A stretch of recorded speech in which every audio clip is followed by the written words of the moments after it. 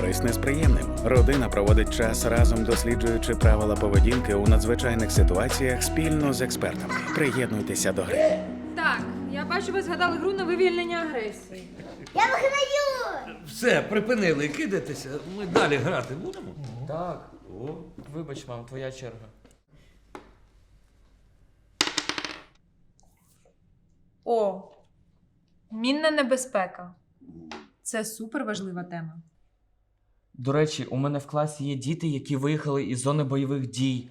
Можна підірватися на такому, що не скажеш. Нам на уроці казали, що вибухонебезпечні предмети можуть бути привабливими, як іграшки. Можуть бути сховані у коробку, сумку, книжку і навіть всередині ляльки.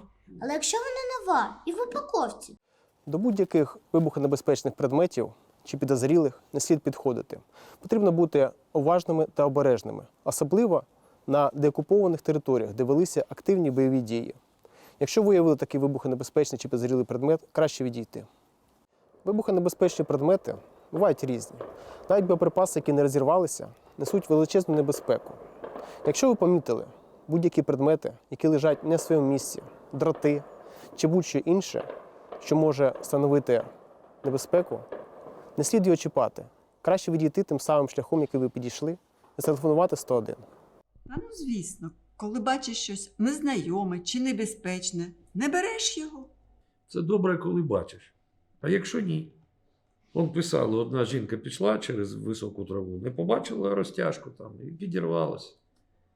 А тракторист там ще просто наїхав на протитранспортну міну.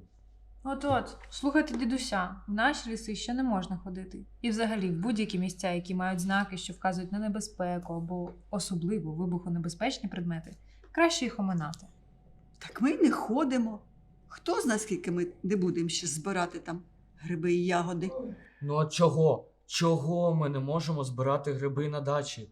У нас в Миколаївській області не мінували. Кажеш, не мінували.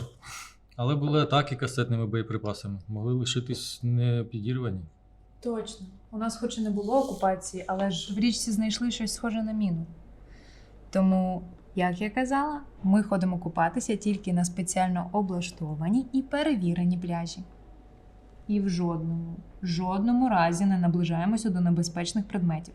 Це особливо тебе стосується, син. Що за наїзди, мам? Ну, бо відомо, що у підлітків трошки стирається цей інстинкт самозбереження. Ну. У нас свідомий юнак. Він ще й товаришу розкаже про небезпеку. Дякую, мам. І якщо що, я знаю правила. І я наберу 101. Та безпека зараз в тренді. Якщо побачила вибухонебезпечний або підозрілий предмет, терміново викликай рятувальників. Це перше правило. Телефонуй 101. На жаль, на сьогодні Україна стала однією з найбільш замінованих країн у світі. Близько 25% території нашої країни забруднені мінами та іншими боєприпасами. Ваше завдання – дотримуватись правил мінної безпеки. Якщо ви натрапили на підозрілий чи вибухонебезпечний предмет, не чіпайте та не підходьте до нього.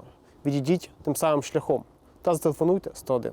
Території, які можуть бути потенційно замінованими або які ще не встигли очистити сапери, позначаються спеціальними маркувальними знаками та червоно-білими стрічками або ж іншими саморобними позначками. Діти та дорослі повинні їх знати та триматися якнайдалі. Мам, я хочу, щоб війна скоріше закінчилась. Я знаю, доню. А давайте грати в обійманці. Хто кого сильніше заобіймає. Я люблю обійманці. Зараз обнімаю діда. Які ж ви всі молодці. То, може, закінчимо вже цю гру на сьогодні? Так. І в цю гру може грати кожна сім'я. Правила прості. Ви обираєте одну тему і обговорюєте її. Діліться знаннями та думками, підказуйте варіанти, як краще діяти. Якщо не впевнені, перевіряйте свої знання. Дивіться на надійних ресурсах.